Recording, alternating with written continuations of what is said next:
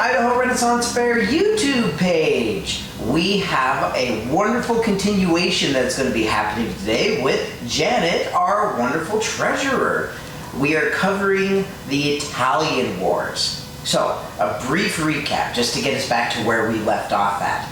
Charles was given land by the Pope, which he legally had the right to do, right? Correct. Ferdinand didn't pay his taxes, and we all know what happens when you don't pay your taxes. The government steps in. Yes. Okay, so Charles is now down. Beatrice and her cousin, Isabella, they are both having this power struggle. Jean and Alfonso are basically like, no. Like, let's just keep it the way it is. Let's just keep it the way it is. But Isabella's going, Gian, you are the Duke. You need to rule. And Beatrice is going, Alfonso, don't give up the rule. You are the Duke. You do the thing. Ludovico, right. Alfonso is the king. Or, well, no, actually he is the king because Charles deposed his father Ferdinand and then went, oh, okay, you paid your taxes. Never mind, you can have it back. But I guess nobody gave the message to Charles. Right, so Charles comes down with a very large army. Yes. And he's not just brought Frenchmen, right? What all did he bring with him? He's got mercenaries. So he's got French and a quite large contingent of Swiss. And I know everybody's like, wait, what? Because, nowadays we think Swiss, chocolate, watches, neutrality. But the Swiss at that point were, and they still are, but were renowned for their military might. They were the guards for the Pope. They were expensive. I can't imagine how much this war was costing Charles. It's almost a good thing he was an emperor so he could afford all of this. Right. So Charles is down. Now, we're 1498 at this point, right? No, we're still in 1494. Oh, wow. Okay. Yeah, this is a very short, quick moving fiasco. And it started earlier than that with the deposing of Ferdinand, but it's kind of obviously they cannot just get in their car and drive their tanks over. They have to actually physically move, and it gathering people that quickly took a while, but we're still in the 1494s at this point. Yeah, and it's interesting you bring that up because and we may approach this subject as well, the actual sustainability of a medieval army, because everyone has to know about the logistics behind it. Like, we still have the same problems today, but now we have aircraft that can go ahead and drop food, and we have vehicles that can drive refrigerated trucks around with full of beef and other things, and medieval armies obviously didn't have these. So Charles, say he has an army of 5,000 that he's bringing in, not including the Swiss. He's got to bring in a blacksmith. Someone's got to repair the weapons. Someone's got to keep them in working order. Plus, Charles is going to be doing some fighting too. Like, back then, the nobility didn't just sit on the hill all the time. A lot of times, they got into the fight. It's what killed King Richard. Yep. He was in the fight. So Charles has an army of trained individuals, an army of peasants, because sometimes you just got to bulk up the army. He's bringing in food, in living livestock. He's got cattle, he's got everything. So they're marching into Italy, and it's not like the Italians didn't know they were coming. So what kind of preparations? Obviously, Beatrice is like, party. Yeah, Beatrice and Ludovico were originally like, come on in, we'll welcome you. And the other states they're trying to get ready as much as they can. But again, you also have to, the defenders now have to protect their peasants. They have to protect, because when the invading armies come in, they're not just going to come in and take over. When they sack a city. They're going to go rob their coiffers. They are looking for food, for resupply. So they're going to drag all that out of there. And so they have to figure out how to defend that and get that. And so they're doing, they're making their preparations as best they can. And an army of 30,000 is coming at them. They they have. Wow, that's a lot bigger than I thought it was going to be. 30,000. Which I can only imagine what that would look, just to stand on a hill and to see 30,000 men, horses, and I don't know if that's just soldiers, and I'm going to assume it was probably just soldiers and not support staff. Can you imagine? Think about you see the Lord of the Rings movies, and you see them up on the wall, and the orcs are coming, and that's the feeling I got when I think about looking out from a tower and seeing just a sea of people. And those are just the soldiers. They're not there to come wish you a happy birthday. They want to hurt you.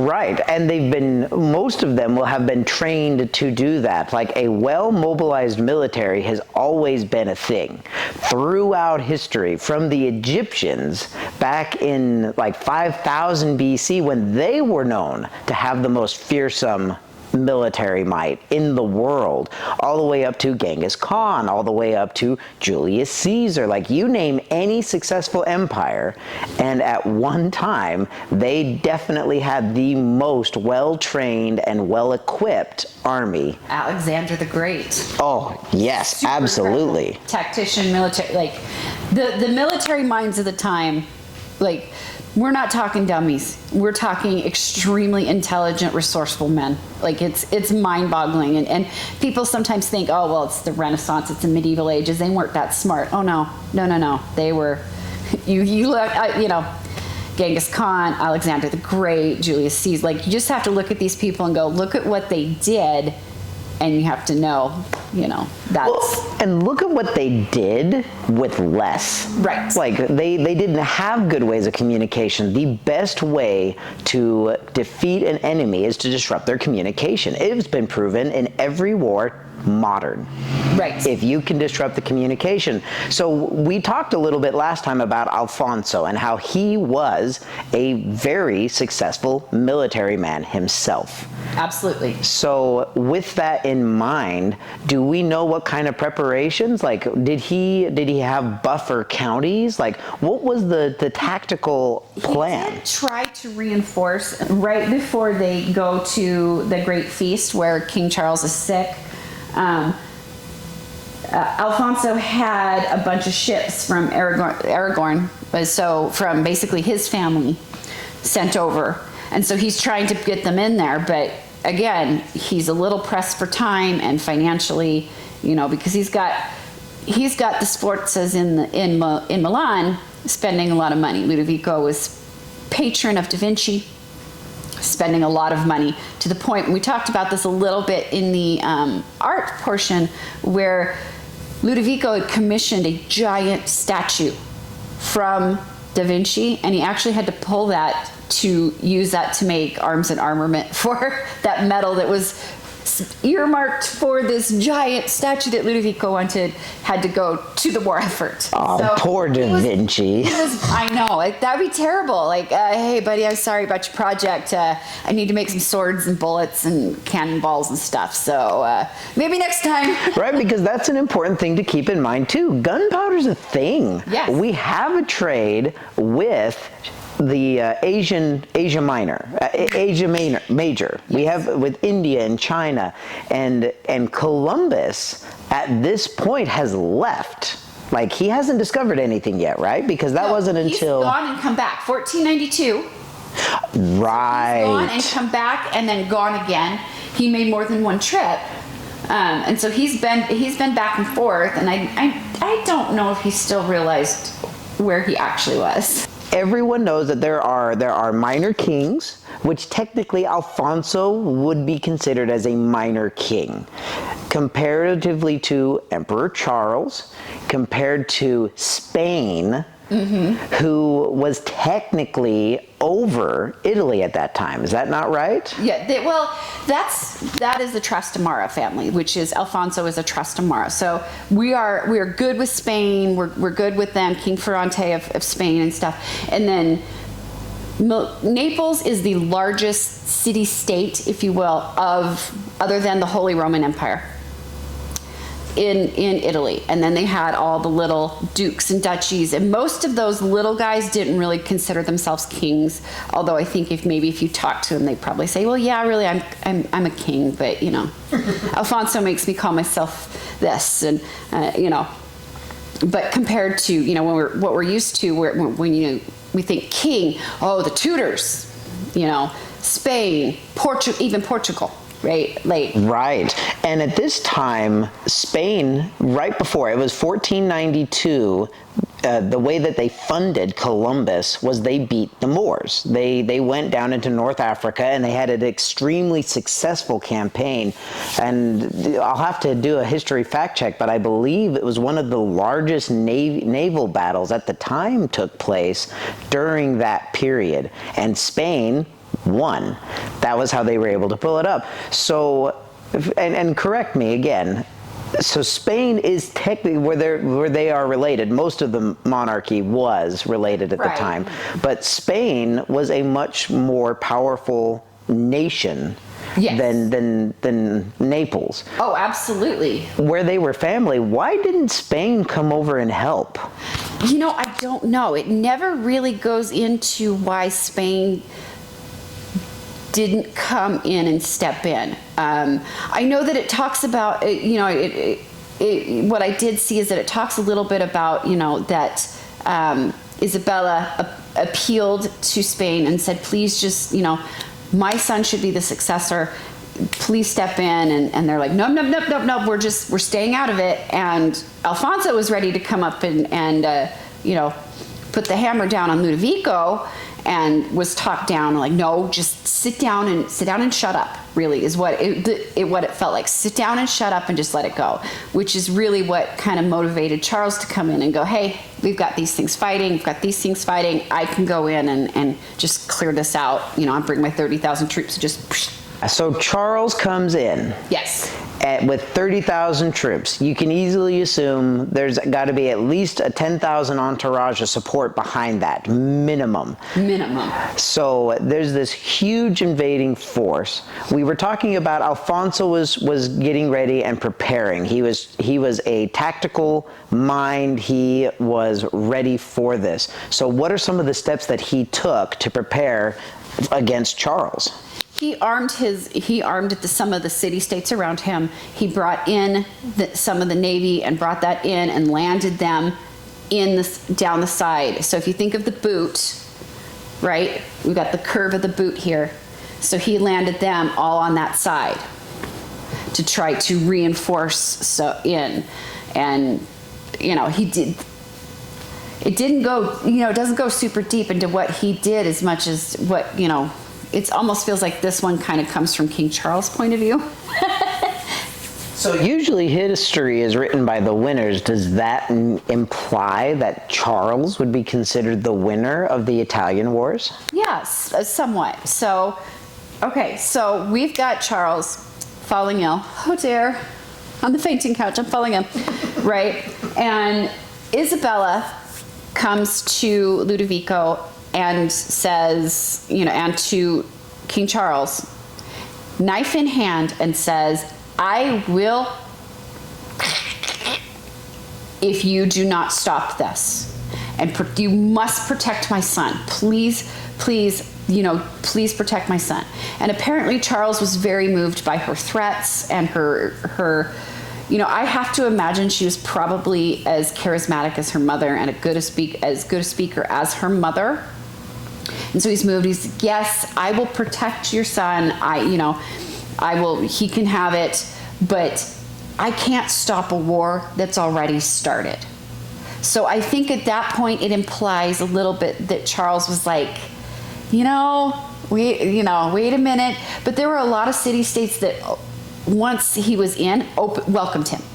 They're like, you know what, you're right. And unfortunately, like I said, a lot of them ended up massacred by the Swiss. Holy crap. So hold on. So they were like, please come in, enjoy yourself. And then the Swiss were like, sweet, sword first. Yeah. Why? Like, that doesn't make any sense. So they just went on a rampage, and Charles did nothing to stop it. it never indicates that he did anything to curb that sort of behavior. And the soldiers, when they met too, the worst of the fighting was between the soldiers from Milan and the soldiers from Naples. When they met, the worst fighting, like other people would be like, okay, we're done. Not the French against Naples. It was Milan versus Naples. Which the whole reason they sent Ippolita down to marry Alfonso was because they were trying to unite the number one wealthy state, Naples, with the second most wealthy, Milan. And that worked for a while, obviously, but then, whoopsies, she's mysteriously dead. So, okay. Step back. So, Charles comes down. He's got 30,000 troops plus. And the Swiss come down, and they're just like, we know you love us, but we're going to kill you anyways. And the worst of the actual fighting wasn't even between the Swiss or the French and the Italians. It was with the Italians and the Italians. Yep. Why?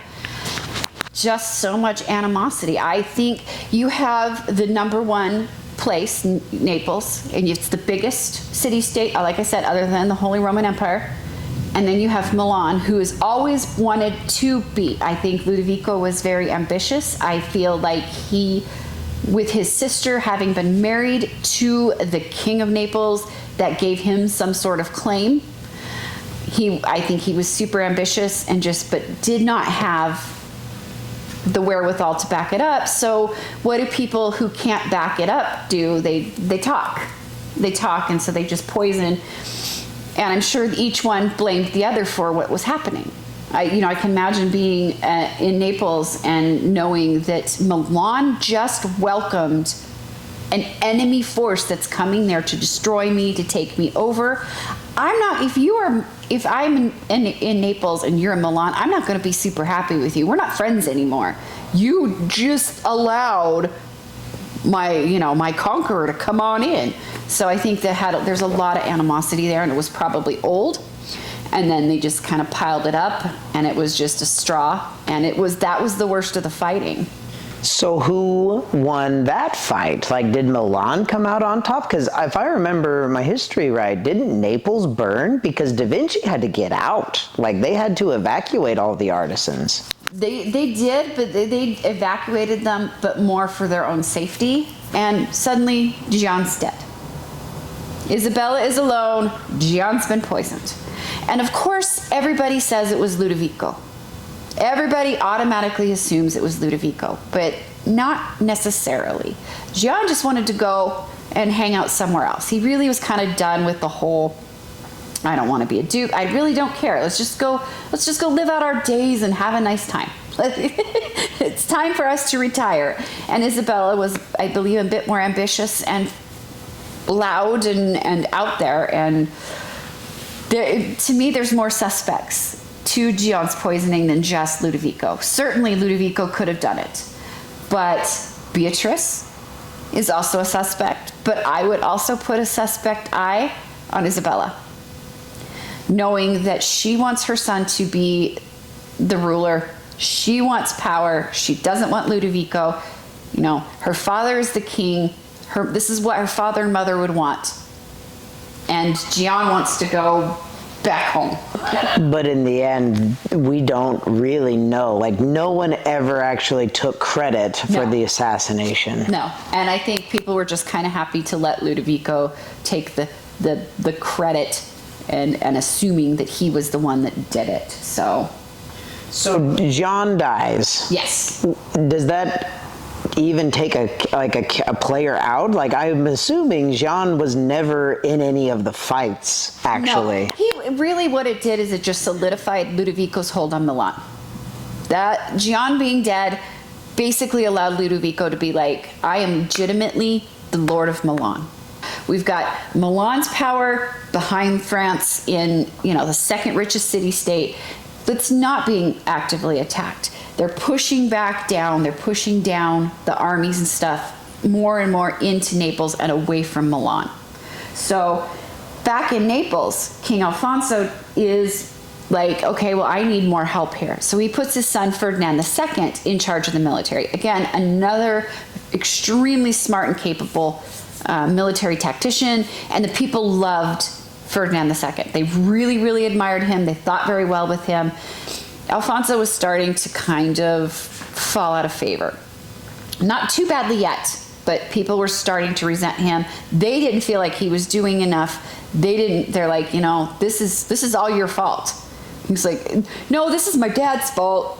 If he had just paid his taxes, I don't think we'd be here, But, it all rolls downhill, does it not? But Alfonso is winning the war. Not exactly. They are winning about as many as they're losing, and they're pushing. The French are taking city after city after city. And so, let's see, in September and October, Ferdinand and Alfonso, they brokered alliances with Caterina Sforza, and again, another Sforza, and that alliance did not last long. The French came in, bombarded Caterina's fortress, and took it, massacred everybody. And Caterina felt like Ferdinand and Alfonso had not even bothered to try to defend her and her people, and went, all right, I'm with the French. She felt like completely abandoned by them. But the French just destroyed everything. Why would she side with? Well, I guess that brings us back to the Swiss are destroying everything, even though they're letting people in. It seems very confusing. Like, why would you side with the people who are literally massacring your people? I think for her, it was probably a save your own skin thing. I can side with the French and live, or stand against them and be like all of my people. And maybe if I stand with the French, I'll be able to keep my lands and titles and everything. It was very much save your own skin.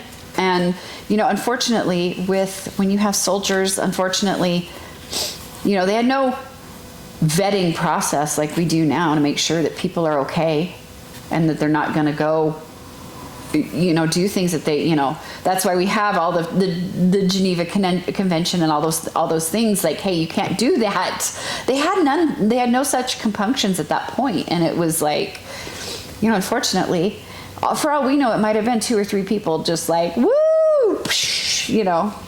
Right. That does bring up an interesting point, though. You made mention that the fortress was bombarded. Like, this is the beginning of the change of how war was done. Stone wasn't the impenetrable fortress that it used to be. Right. We are now seeing the ends of sieges. You used to trebuchet and catapult rocks, and it would take a really long time. And chances are they could have built up more fortifications behind the wall you were currently plinking away at. Now we're talking metal versus stone. And it's still probably pretty slow. I can't imagine that it was. And then you got to go figure out how to get your cannonballs back. Because those, there was a shortage of metal, right? Like they didn't just carry around a semi truck of materials, and I'm picturing girders and trusses to like cut off and melt down. It's funny you mentioned that too, because Italy during World War II had the exact same issue. The quality of metal in Italy is not the same as what you find in the northern countries. So they are not as bad as Japan. Right. I mean, it was so rare in Japan, they came up with these fantastic folding styles just to maximize the function of the metal they had. But Italy's quality of metal compared to what Charles was bringing in really was quite poor, comparatively speaking. So Catalina gets the crap kicked out of it. Absolutely. She's her fortress is gone, and she's like, you know what? To heck with you guys. I'm going with the French because you guys didn't defend me. So then Charles continues on. He hits, he was going to hit Romaggia, but he ended up going towards Florence. And typically Florence was pro-French, but his full name is Piero di Lorenzo de' Medici. But they call him, he's a Medici, but they call him Piero the Unfortunate. Was starting to get resented by his people due to the threat of the looting and violence from the French. Like I said, at this point, they have no problems looting and killing and they know that that's what's going to happen to them. You pretty much know if the French are coming, things are going to get ugly and really rough for you. Especially these peasants, they already have a rough life. They don't have the riches and the rations that the nobility does. So their life is, paycheck to paycheck. Piero the Unfortunate goes to meet with King Charles, hoping to negotiate. Hey, haha, just kidding. I'll side with you, buddy. But King Charles is like, yeah, okay, cool. I need a bunch of fortresses and I need safe passage into Florence. You need to just let me walk right in, and maybe then we can talk. And so, of course, Piero says, yeah. And then he has to flee from his own cities, from his own citizens, and he turned it all over to the French, and the citizens were like, oh yes, come on in, and they treated them as saviors. And Charles, to show his gratitude to these wonderful citizens of Florence for their hospitality, they brought him in, they fed him, they probably treated wounds and gave him baths and places to sleep. And Charles, to show his gratitude, immediately demanded a huge sum of money. Immediately. And then the people of Florence said, excuse me? No. And Charles threatened them. Okay, right, you're going to give me the money or I'm going to start looting. And they responded by threatening to revolt. For some reason, I don't know, Charles decides, okay, fine, we're leaving, and starts heading towards Rome. He just lets it go.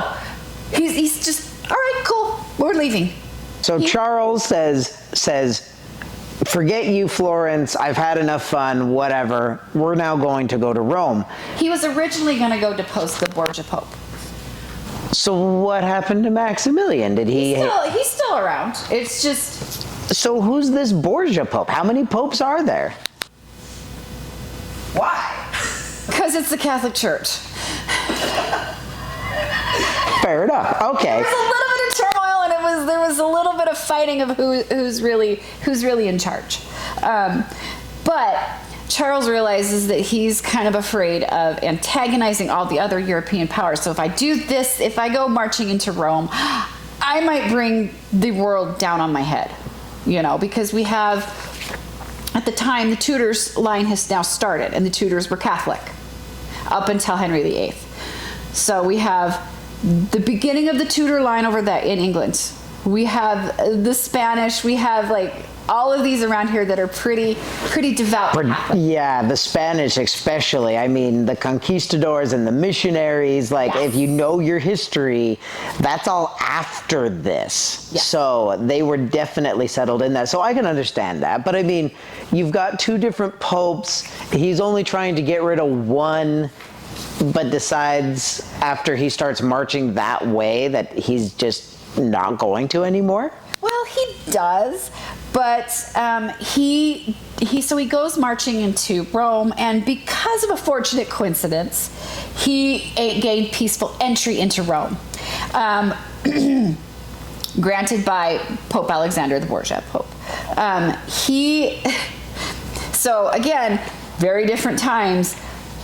The reason, the coincidence is that the Pope's mistress had been captured by the French. Ah, yeah. And so Charles is like, hey, I'll give her back if you just let us come on in. And the Pope's just like, not my lady. which having grown up Catholic, it's very, very strange for me to hear the Pope's mistress. But the times it was acceptable. It was the status quo, was a normal thing. Times have changed, but growing up Catholic, I'm like, what? What? So they let him in, and of course the French do what the French have been doing, and loot and murder while in Rome. And then what does he do? It sounds like the French are just absolutely steamrolling everyone. What is Alfonso doing? That's a really good question, because so we're kind of getting towards the end of things, and Charles is steamrolling his way through Italy. Alfonso, I feel like, is going around going, I don't know what do I do? You know, he's trying, but it's not getting anywhere. Ferdinand, his son, it's not getting anywhere. They're making alliances and they're getting broken. So Alfonso is at this point deeply hated by his people. Deeply. Like, they hate the guy. Like, I am shocked nobody tried to assassinate him. And he knows it. So he thinks, all right, what's the best thing I can do for, you know, for the situation and probably to save his own rear? He hands it over. He abdicates, passes it on to Ferdinand II. Ferdinand is like, all right, cool, we can change the tide of this. We can do this. And he did make some victories, but it just wasn't enough. He was trying to undo the mistakes of, you know, his father and really his grandfather and Ludovico, and it was too much. The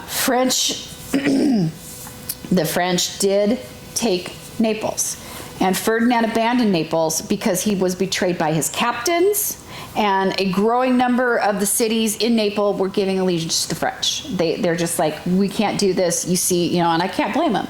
You see and you hear the rumors of what's happening, you know, and what's the best thing to do? Well, I surrender. I give up. White flag, come on in. We'll make you some dinner. Please don't loot and murder. Ferdinand abandons Naples, but before he goes, he makes a public statement. I will be back in 15 days with reinforcements. If I am not back in those 15 days, I release you all from your oaths of fealty. You no longer are sworn to me, and you are, you know, free to choose and do your thing if I'm not back in 15 days. And so he and the royal family, they flee to Messina. So February 22nd, King Charles occupies Naples without a fight and is crowned King of Naples. And it didn't take long, though, for the French, again, to show their ingratitude and incite the hate of everybody in Naples. Because Naples was subjected to numerous, again, we've talked about it, numerous abuses by the French. They're not going to treat the people of Naples nicely. They're not going to be wonderful and kind. They're conquerors, and they are taking full advantage. They're not saviors. They're not liberators. They are conquerors. By May, now it's a little few more than 15 days, but by May, Ferdinand returned with fresh troops and allies. He'd suffered one major defeat, but on July 7th, he took back Naples and was celebrated a hero. Well, I mean, considering what they had, anyone would have been a hero at that point. But so he won. He won. So in the end, you know, it looks like, you know, Charles wins, but in the end, Ferdinand comes back in and gets him out. They rout the French and send him back home. And I think probably at that point, Charles is not sitting on the throne in Naples. He has a kingdom to run in France. He's been gone a very long time, which is dangerous if you are a king in that period, because there are a lot of usurpers ready to come in and take over the throne. And God forbid if you left a woman on the throne in your stead, you don't want to leave your queen. She's going to run that thing into the ground, right? You know. Never mind that some of the most talented rulers were queens, but... So to kind of summarize, in essence, Charles comes in. He's leading the army. He kicks butt. He takes names. They do what conquerors do. All the way to Rome, Florence, and Naples. Mm-hmm. And then Charles is like, okay, I got to get back home. You, my captains, whoever you could be, my generals, whoever he leaves in charge, you guys own this. I'm going home. Charles leaves, takes probably a large entourage with him because kings don't travel lightly. Oh, no. And I'm sure at that point, because they had steamrolled through, they probably assumed that, and, you know, Ferdinand's like, I'll be back in 15 days, and now we've got February to May. That's a long period of time, and he probably figures at that point, I'm good. I don't need to leave that many garrisons, because again, you have to feed, house, like you've got it. That costs money, and kings are not exactly known for wanting to spend money on things that aren't fun. Right. So Charles leaves victorious. Yes, he's the king of Naples, king of France. And then Ferdinand comes back. Yep. And he trounces whoever has been left and starts to rout and reclaim Italian territories for the Italian people. Yes, yes. And there's a whole other side thing we could go into. I didn't actually go into that because it's a whole other ball game, but that is basically a very high level overview of what happened. They get steamrolled and come back and rally.